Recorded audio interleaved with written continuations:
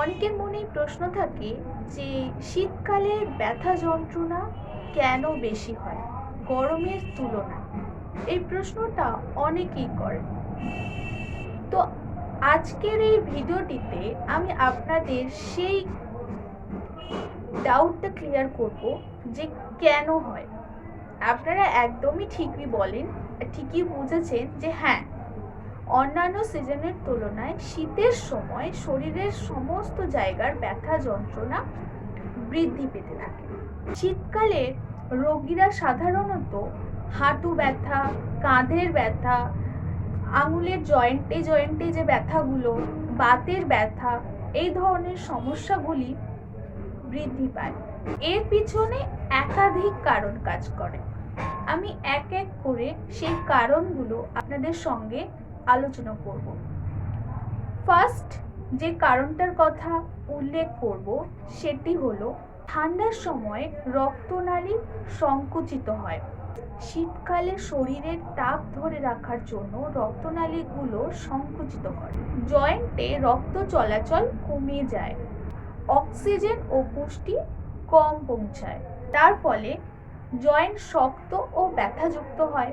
এজন্যই সকালে ঘুম থেকে উঠে ব্যথা বেশি অনুভব করেন ও স্টিফনেস অনুভব করেন, মানে কোনো কিছু ধরতে পারেন না, হাত যেন শক্ত হয়ে আছে, আঙুলগুলো যেন শক্ত হয়ে আছে, এই ধরনের যে সমস্যাগুলো। সেকেন্ড যে কারণটি বলবো সেটি হয় বায়ুর চাপ কমে যাওয়া।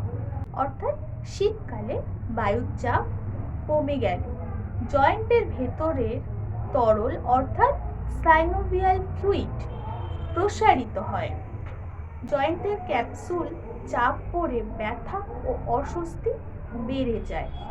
বিশেষ করে গেঁটে বাত, অস্টিওআর্থারাইটিস এই সমস্যাগুলি বেশি হয়। 3 নম্বর যে কারণটি দেখা যায় সেটি হলো পেশি ও লিগামেন্ট এই সময় শক্ত হয়ে যায়। ঠান্ডা আবহাওয়াতে পেশির ইলাস্টিসিটি কমে গেলে লিগামেন্ট শক্ত হয়ে যায়, তাই নড়াচড়া করলেই ব্যথা বৃদ্ধি পায়। তাই হঠাৎ বসে থেকে উঠে দাঁড়ালে বা হাঁটা শুরু করলে ব্যথা ভীষণভাবে তীব্র হয়। 4 নম্বর যে কারণটি উল্লেখ পাওয়া গিয়েছে সেটি হলো শীতের সময় শারীরিক নড়াচড়া অনেকটাই কমে যায়। শীতে মানুষ সাধারণত কম হাঁটে, কম এক্সারসাইজ করেন, দীর্ঘক্ষণ বসে থাকে অথবা শুয়ে থাকেন। এর ফলে জয়েন্টের স্টিফনেস ও ব্যথা বেড়ে যায়। 5 নম্বর যে কারণটি ধরা হয় সেটি বলবো প্রদাহজনিত বাতে ঠান্ডার প্রভাব। অর্থাৎ রিউমাটয়েড আর্থারাইটিস বা ইউরিক অ্যাসিডের মতো যে বাতগুলো হয় সেক্ষেত্রে ঠান্ডা আবহাওয়ায় প্রদাহ বেড়ে যায়, স্নায়ু বেশি সংবেদনশীল হয়ে ওঠে, ব্যথা বেশি বৃদ্ধি পায়। এবার ব্যথা কমানোর জন্য আমি আপনাদেরকে কয়েকটি সহজ কার্যকর ঘরোয়া পদ্ধতির কথা বলবো, যেগুলো আপনারা যদি অ্যাপ্লাই করেন খুবই তাড়াতাড়ি এই সমস্যাটি থেকে বেরিয়ে আসতে পারবেন।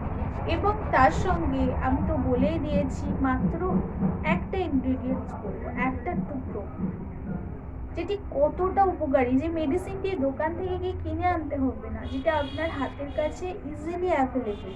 ব্যথা কমানোর সহজ এবং ঘরোয়া উপায়টি বলি। শুরুতেই যে পদ্ধতিটি বলবো, একটি কথা বলে নিই পদ্ধতি বলার আগে। আমি এখানে পদ্ধতি প্রায় 4-5টা, এখানে যে পদ্ধতি বলবো সবগুলো পদ্ধতি আপনার অবলম্বন করতে হবে এমন কোনো কথা নেই। আপনি আপনার সুবিধা মতো যেটি আপনার সুবিধা হবে সেটি অ্যাপ্লাই করতে পারেন, তবে একটু নিয়মিত করলে খুবই ভালো কাজ পাবেন। তো শুরুতে যে পদ্ধতিটির কথা বলবো সেটি হলো হট কম্প্রেশন, অর্থাৎ ওয়ার্ম থেরাপি বা গরম সেঁক। মানে আপনার যে জায়গাগুলো ব্যথা যন্ত্রণা আপনি কষ্ট পাচ্ছেন সেই জায়গাগুলিতে আপনি কোনো টাওয়াল উষ্ণ গরম জলে ভিজিয়ে হালকা করে সেই জায়গাগুলোতে চেপে চেপে চেপে চেপে সেঁক দিতে পারেন। এতে রিলিফ পাবে। সেকেন্ড যে রেমেডিটা বলবো সেটি হলো সর্ষের তেল।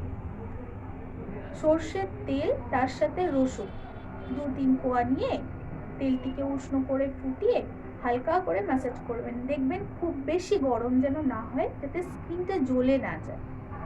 3 নম্বর হলো হলুদ, দুধ হলুদ। দুধ হলুদও ভীষণ ভালো।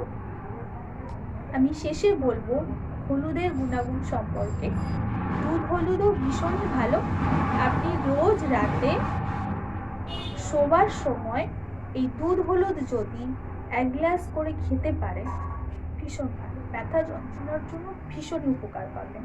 4 নম্বর যেটি বলবো সেটি হলো চা। চা তো প্রত্যেকেই খায়, কম বেশি চায়ের নেশা প্রত্যেকে।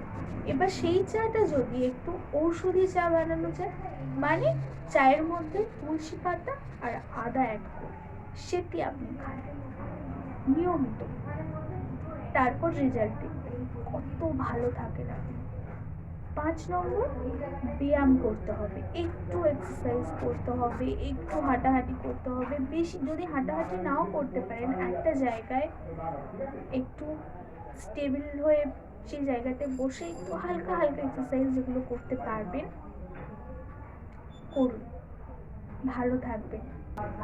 এবার ভিডিওর একদম শেষ প্রান্তে চলে এসেছি, অর্থাৎ মেইন পয়েন্ট, যেটি আজকের মূল বক্তব্য, যেটি আপনাদেরকে বলবো। এমন একটি ইনগ্রেডিয়েন্ট যেটি বাজার থেকে কিনে আনতে হবে না, আপনার হাতের কাছেই আছে মেডিসিনটি, জাস্ট একটু কষ্ট করে সেটিকে বানিয়ে খেতে হবে বা ইউজ করতে হবে। সেটি কিছুই না, সেটি হলো র টারমারিক, অর্থাৎ কাঁচা হলুদ। এটি ব্যথা যন্ত্রণা কমাতে খুবই সাহায্য করে, কারণ এতে কারকিউমিন আছে। কারকিউমিন কি করে? এটি ভীষণই শক্তিশালী অ্যান্টি ইনফ্লামেশন ও পেন রিলিভারের কাজ করে। আপনার পেনটিকে কমাতে সাহায্য করবে এই র টারমারিক।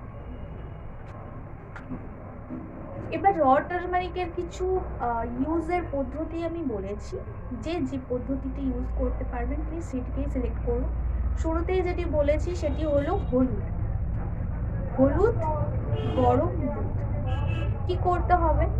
কাঁচা হলুদ নিলেন 1 ইঞ্চি মতো কুচি করে নেবেন এবং 1 কাপ দুধ, যদি সম্ভব হয় সামান্য গোলমরিচ একটু দুধের মধ্যে ফেলে দুধটিকে ফুটিয়ে তারপরে ছেঁকে নিন। রাতে শোবার আগে এটি খেয়ে ফেলুন। এটি আপনার হাঁটু ব্যথা, বাত, মাংসপেশির ব্যথা, নার্ভের পেন, এই ধরনের পেন রিলেটেড যে সমস্যাগুলো আছে কমাতে ভীষণভাবে সাহায্য করবে। নেক্সট, হলুদ মধু। কেন আমি অপশন দিচ্ছি? কারণ অনেকের দুধে অ্যালার্জি বা দুধ খেতে পারে না, দুধ সহ্য হয় না, তাদের জন্য হলুদ মধু। কাঁচা হলুদ বেটে নিন 1/2 চা চামচ মতো এবং 1 চা চামচ খাঁটি মধু, দুটিকে ভালো করে দুটিকে মিক্স করে খেয়ে নিন। আপনার যদি দীর্ঘদিনের জয়েন্টের পেন থাকে না, মানে অনেক পুরানো, বহু পুরানো, সেই ইনফ্লামেশনটাকেও কমিয়ে দেবে। ট্রাস্ট মি, খুব ভালো কাজ করবে, ইনফ্লামেশনটাকেও কমিয়ে দেবে। নেক্সট, হলুদ পেস্ট। এটাকে কিছু করতে হবে না, খেতে হবে না। আপনি কাঁচা হলুদ নেবেন, তার সঙ্গে অ্যাড করতে পারেন সরিষার তেল কিংবা নারকেল তেল, ভালো করে মিক্স করে নিয়ে 20 থেকে 30 মিনিট ওই ব্যথা জায়গাগুলোতে প্রলেপ দিয়ে রাখুন। 20 থেকে 30 মিনিট পর ধুয়ে ফেলুন। ব্যথা যন্ত্রণার জন্য ভীষণভাবে রিলিফ পাবেন। বন্ধুরা, এই ছিল আজকের আমার ভিডিও। ব্যথা যন্ত্রণা কমানোর বেস্ট কয়েকটি রেমেডি বললাম, আর ভিডিওতে মেডিসিন পার্ট আজকের বললাম না। যদি আপনারা মেডিসিন সংক্রান্ত কিছু জানতে চান তাহলে স্ক্রিনে দেওয়া নাম্বারে ফোন করতে পারেন, যোগাযোগ করতে পারেন, আমি অবশ্যই আপনাদেরকে সাহায্য করব। যারা নতুন আমার চ্যানেল ভিজিট করছেন, চ্যানেলটিকে সাবস্ক্রাইব করে তবে চ্যানেল থেকে বেরোবেন। থ্যাংক ইউ সো মাচ, সবাই ভালো থাকবেন।